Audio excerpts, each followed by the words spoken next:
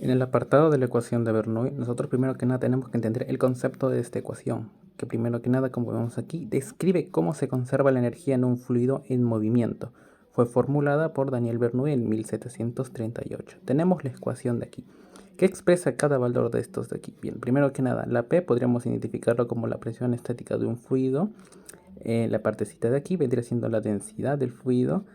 La V viene siendo la velocidad del mismo, la G la aceleración de la gravedad y H la altura respecto a un cierto nivel. Como podemos ver en esta imagen de aquí, en esta partecita que vendrá siendo la diferencia de alturas respecto a un nivel de referencia. Bien, tenemos que tener en cuenta que esta ecuación de acá tiene cierta relación con la termodinámica. ¿Por qué? Porque, por ejemplo, este apartado de aquí vendrá siendo la energía de presión, este otro de aquí vendrá siendo energía cinética por unidad de volumen y esta última la energía potencial unidad de volumen. Bien, estas tres energías se terminan sumando y tiene que ser igual en este apartado de aquí de entrada, igual a este otro apartado de salida. Algunas aplicaciones reales que tenemos respecto a esto vendrían siendo la aerodinámica, la hidráulica, la instrumentación y la medicina.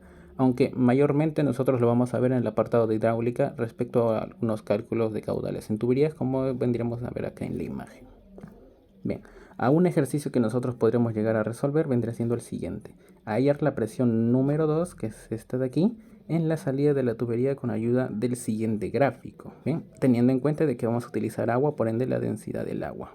Antes de utilizar la ecuación de Bernoulli, tenemos primero que nada encontrar los valores B2 para posteriormente hallar la presión número 2. La ecuación de la continuidad nos va a ayudar para este caso. Tenemos de que multiplicar el área número 1 de la primera entrada por su velocidad y tiene que ser igual al área de salida multiplicado también por su velocidad final. Bien, esta continuidad nos va a ayudar, una vez reorganizada, a poder encontrar la velocidad número 2, que en este caso, reemplazando algunos datos que ya nos dan en la imagen, tendríamos 4 metros por segundo. Bien, en la ecuación de Bernoulli ya podríamos aplicar esta nueva velocidad que hemos obtenido y reorganizando la fórmula simplemente para que pueda facilitarse los cálculos, obtendríamos finalmente la siguiente presión de aquí, que vendría siendo la presión de salida que obtenemos. Como vemos, se ha reducido. Bien, ahora, respecto a una herramienta que suele utilizarse en la ingeniería de fluidos, vendrá siendo los correntómetros, ¿bien?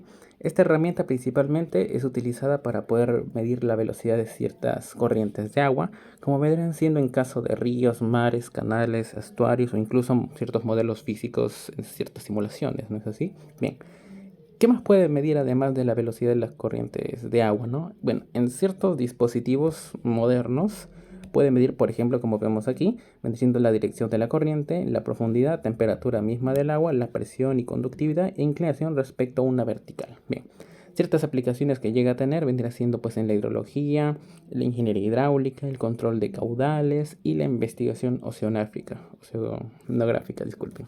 Bien, y aquí tendríamos una imagen de más o menos cómo vendría siendo un correntómetro digital. Como hemos visto, acá llega a tener la hélice, que suele ser lo que mayormente llegan a tener estos tipos de diseños más comunes. Bien, otros evidentemente llegan a variar, como vemos aquí, que vendrían siendo ya otras aplicaciones que se pueden llegar a obtener. Bien, respecto a un ejercicio teórico, bien, como tal esta es una herramienta, no existen muchas fórmulas, por así decirse, relacionadas con esta, pero lo que mayormente nos va a ser útil es para poder obtener ciertos valores a complementar en otras fórmulas, como por ejemplo en la ecuación del caudal. Bien, el ejercicio nos dice, un correntómetro registra 0.8 metros por segundo en un canal de 2 metros de ancho y 1.5 metros de profundidad. ¿Cuál sería el caudal estimado? Bien, como ya hemos mencionado, tenemos la ecuación del caudal, que vendría siendo en este caso la Q, el caudal, la V, la velocidad del agua, y A, el área transversal del flujo. Como vemos aquí, el área vendría siendo este espacio de aquí, y la velocidad con la que está siendo movida esta agua. Bien, el correntómetro nos habría dado, nosotros al medir con ayuda de esa turbina chiquitita que giraría, nos da 0.8 metros por segundo. Ahí simplemente reemplazaríamos en la fórmula velocidad multiplicada por el área, que sería simplemente los 2 metros de ancho por 1.5 metros de profundidad, que vendría siendo como la altura, por así decirse. Bien, lo multiplicamos y obtenemos el área. Y finalmente por la velocidad y obtendríamos el caudal aproximado al final de todo este ejercicio, que vendría siendo lo que nos está pidiendo en este apartado de aquí. Muchas gracias por su atención.